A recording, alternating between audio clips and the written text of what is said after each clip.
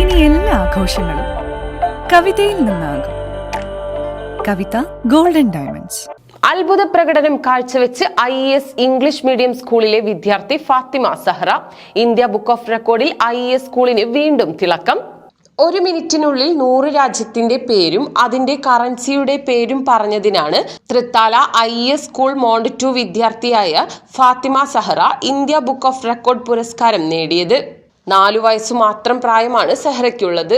മുക്കത്ത് അബ്ദുൽ മൻസൂറിന്റെയും ഫസ്നയുടെയും മകളാണ് ഫാത്തിമ സഹറ.